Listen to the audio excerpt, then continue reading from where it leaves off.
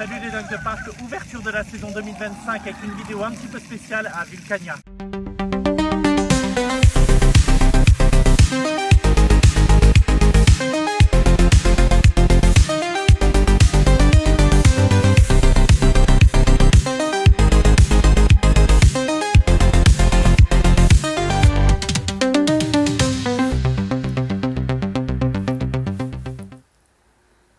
L'aventure au cœur des volcans d'Auvergne a ouvert ses portes en 2002.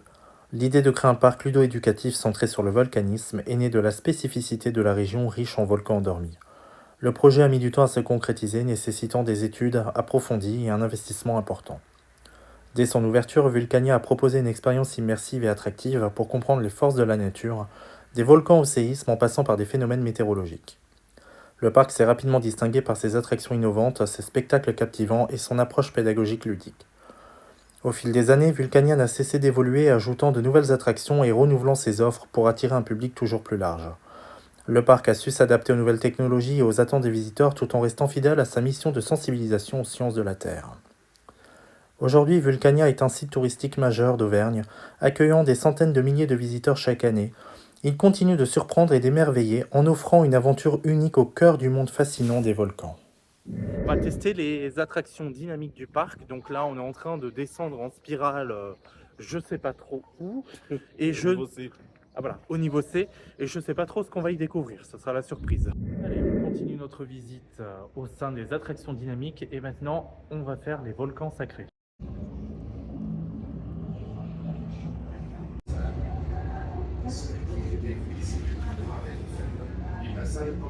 Vivons au pied de la tour du diable. Un jour, cette petite fille qui jouait paisiblement furent attaquées par un... Les Maasai pensent que les cendres projetées par le volcan sont le signe que les prières faites à Engai ont été exaucées. La science y voit des pyroxènes, cristaux noirs, jaillis du cratère. En Indonésie, en saupoudrant de cendres les terres alentours, permettent 3 récoltes de riz par an. Au Japon, le volcan Fujisan abrite la déesse qui fait fleurir les cerisiers. Les pétales, emportés par le vent, symbolisent le caractère éphémère de la vie. Le Fujisan est aussi un lieu de pèlerinage essentiel. Gravir ce volcan pour saluer le soleil levant et à travers lui, la déesse fondatrice du Japon.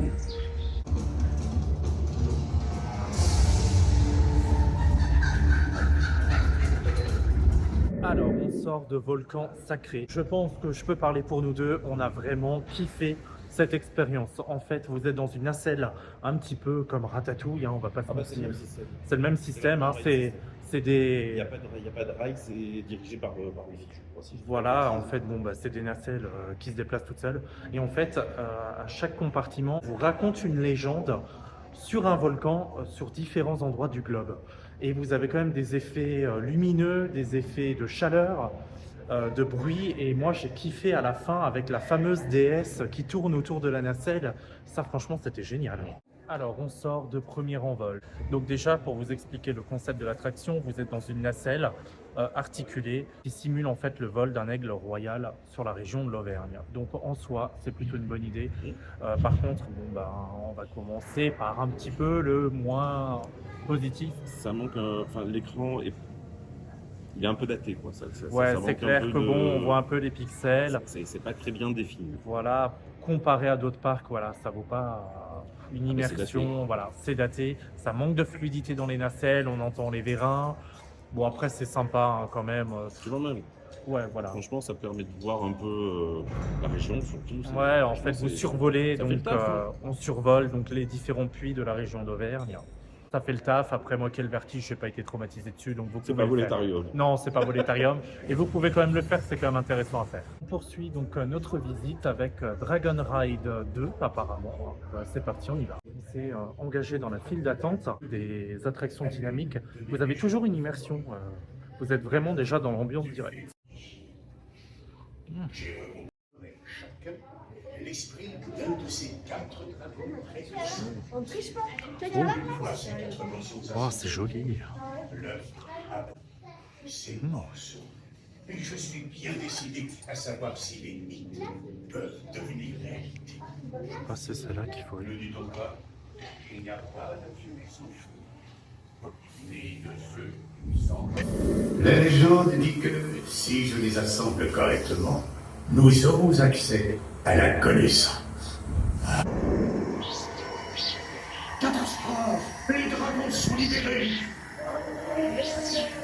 Leurs esprits s'échappent! Mais que faire? Il faut à tout prix les rattraper! Ah, regardez, le phénix! Je le savais! Il va nous aider! Il se lance à la poursuite des dragons! Suivons-le!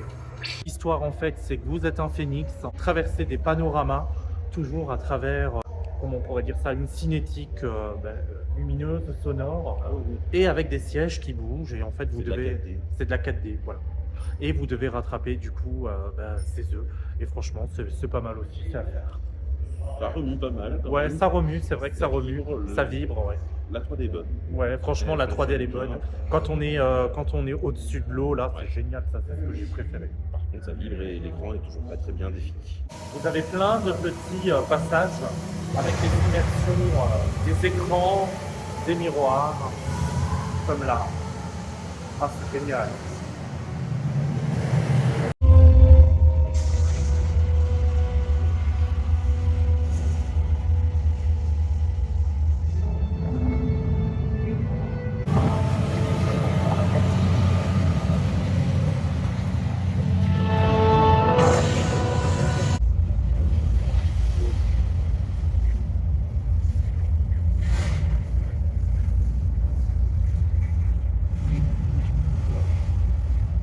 On sort donc d'une exposition en fait où ça simule une éruption volcanique, hein. Donc vous avez des effets, en fait vous avez des cercles sur le sol et dès que vous vous placez dessus il y a quelque chose qui se place sur les écrans et ça c'est quand même pas mal parce que moi je m'attendais à rien en allant là-dessus et c'est très interactif.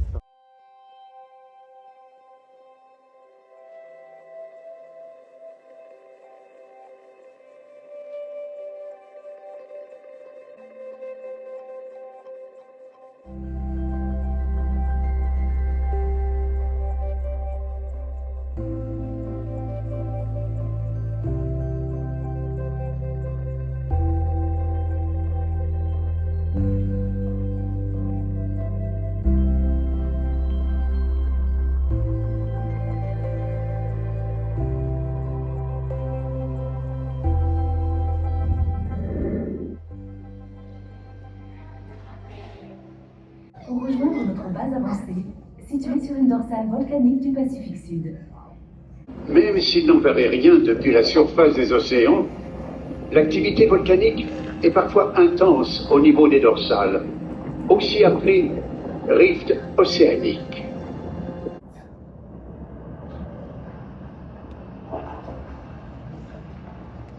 Alors on sort de Abyss Explorer, donc vous êtes dans une capsule qui descend à 2500 mètres de profondeur, hein, donc c'est une simulation, c'est un simulateur. Et en fait c'est pour vous montrer les profondeurs, en gros volcaniques quand même, hein. Donc avec des poissons, et c'est plutôt sympa aussi. Par contre lors de la descente, là, Il y a des petites surprises. dans le simulateur, vous avez des surprises, il faut bien se Ça tenir. tapote un petit peu. On s'est arrêté au Magma Café avec une petite pause et des produits locaux. Donc du coup, vous avez le agrume auvergnat. Fabien s'est pris le auvergnat colère. Alors ça, par contre, j'ai oublié le nom. Bon, bah, il s'est pris son sandwich. J'ai oublié le nom de ça, je ne me rappelle pas. Un bagnat au Un poulet. bagnat. Voilà, un bagnat au poulet. Et moi, le sandwich mozza, tomate mozza. Voilà. Et niveau tarif, ça va, on en a eu pour 18 € le tout. Donc c'est plutôt correct, moi je trouve. Bon, maintenant on est dehors, on a mangé au Magma Café. Donc Fabien, il a pris un sandwich tomate mozza. Et moi, je sais plus ce que j'ai pris, je sais plus comment ça s'appelle. Un bagnat au poulet. Un pain bagnat au poulet, voilà. C'est bon, niveau prix, on en a eu pour 18,40 €, donc c'est quand même plutôt raisonnable. Juste après avoir mangé, on est allé voir donc le film Ouragan. Donc c'est un grand écran géant et en fait... Un IMAX, voilà. Alors moi j'ai trouvé par contre que le bruit à un moment était trop fort, mais bon, ce n'est que mon avis personnel. En fait, ça vous explique comment un ouragan se forme, les dégâts que ça peut engendrer, mais aussi ce que ça peut apporter au climat, à l'environnement. Donc c'est sympa à faire. On est devant le Namadzu. Ah, donc il repart parce que là ça faisait un moment qu'il n'avait pas tourné.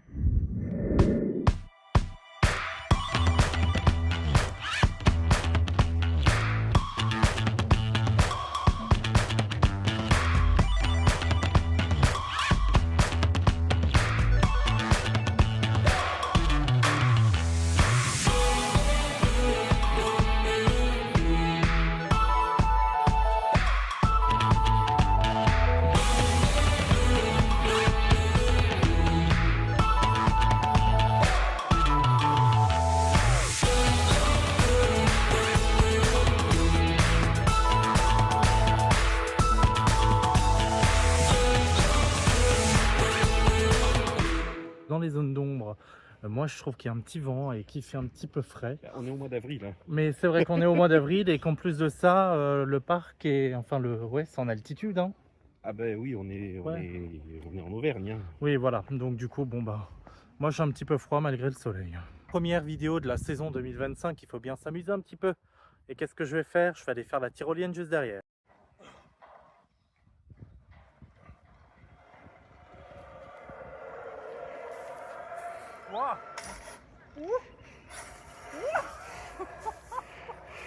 Et ça râpe le cul. Oh, la tyrolienne juste derrière, c'est génial. Vous savez quoi? J'ai fait des fouilles archéologiques avec mes fesses. Parce que j'ai pas arrêté de faire de rebondir. Boum, boum, boum, boum. C'est génial. C'est un bon quart d'heure de folie. C'est parti pour la forêt des dragons. Tu viens?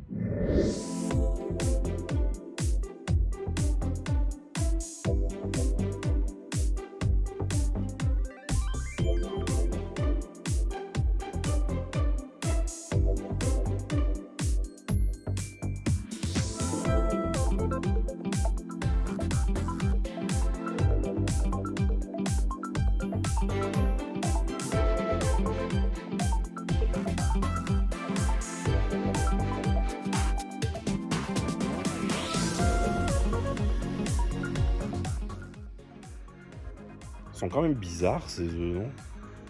Ah ben oui.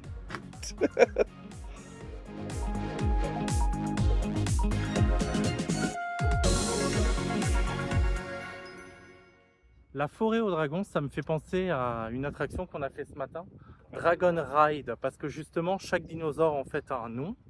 Et dans l'attraction, c'est pareil en fait, chaque dinosaure où il faut chercher les reliques, ils ont un nom. Donc ça me fait vachement penser à l'attraction de ce matin. Là, ce qui est agréable honnêtement dans ce parc, c'est que vous avez une belle vue déjà, et vous avez plein d'espaces verts pour vous détendre, et vous avez même des aires aménagées avec des fauteuils. Je ne sais pas qu'est-ce qu'il y a encore pour vous reposer, et tout ça en plus avec une petite brise fraîche, parce qu'il y a toujours un petit vent. Bon, moi je suis un peu frileux, hein, mais honnêtement, le cadre est franchement, le cadre est très vert. En fait, j'arrive pas à dire verdoyant. Non, c'est comment on dit? Verdoyant. Bon, je vais le laisser dans la vidéo, ce sera drôle. Voilà, donc je disais que le cadre est très verdoyant. Voilà, justement, vous voyez derrière moi, vous avez une grande place et franchement, c'est très agréable. En plus, on est au calme. Vous voyez, il n'y a pas beaucoup de monde. Et franchement, pour passer une journée... On est sur une bonne journée. Là, franchement, c'est une bonne journée. Il n'y a pas trop de monde. Pour juste vous promener, vous détendre, profiter un petit peu de l'ambiance, des attractions. Enfin bon, si on peut appeler ça des attractions, mais franchement, c'est juste pour vous aérer la tête, c'est nickel. Bien de squatter bien une dizaine, une quinzaine de minutes. Et par rapport au coaster derrière, il n'y a quand même pas un beau débit. Hein. On va pas se mentir, hein. C'est vachement long en fait. Mais parce qu'aujourd'hui, il y a très peu de monde sur le parc, donc il y a un train de toute façon. Ouais, mais bon. Comment dire? Je pense qu'ils prennent le temps, ils en profitent. Ouais, peut-être, je sais pas. Mais en tout cas, c'est vrai que c'est très lent. Au niveau du débit, moi je trouve que c'est pas ouf. Hein. Allez, on poursuit notre visite au planétarium. On sort de planétarium. Alors, on a assisté à Ce soir dans le ciel. Alors, Fabien, il a kiffé. Alors, moi, je vous le dis. J'adore. Voilà, moi, je vous le dis, ça a été la Il a sieste. tapé sa meilleure sieste. Moi, je me suis endormi. En gros, on vous explique les constellations. Donc, c'est bien. Ce soir, je sais qu'à l'est, on va pouvoir voir Jupiter et Mars. Les constellations, la naissance d'une étoile, la mort d'une étoile et le trou noir. Ouais, bon, bah c'est bien. Bon, Fabien, il a kiffé. Bon, moi, honnêtement, c'est intéressant. Là. oui, c'est intéressant. Bon, bref, moi, j'aurais peut-être voulu faire autre chose. Voilà, après, on est tellement bien installé que moi, je me suis endormi. Donc, voilà. Les sièges couchés comme ça, vous regardez le plafond. Alors, honnêtement, moi, je me suis endormi. Heureusement, Fabien m'a réveillé. Mais bon, c'est vous dire que pour moi, bon, pour lui, ça a été intéressant. Ça ronflait. Pour lui, ça a été intéressant. Pour moi, bon, bah, ça a été l'heure de la sieste. Le parc ferme dans une demi-heure, donc on va faire un petit tour à la boutique. Et puis, ensuite, on va faire la conclusion de cette vidéo. Allez, c'est parti.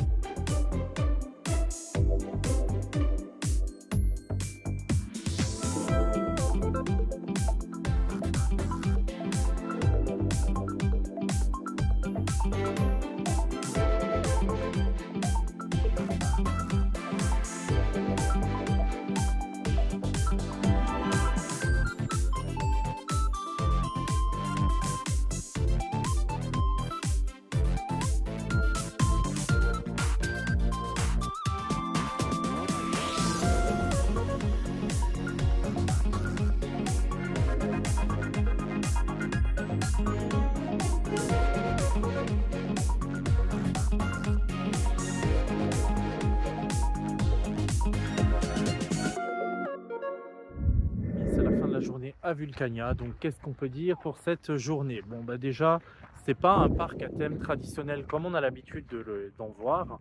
Là, je dirais que c'est plus un parc pédagogique dans le but d'apprendre. Donc effectivement, vous apprenez plein de choses. Donc le deuxième constat que je peux dire, qu'on peut dire aussi, c'est qu'en une journée, vous n'avez pas le temps de tout faire.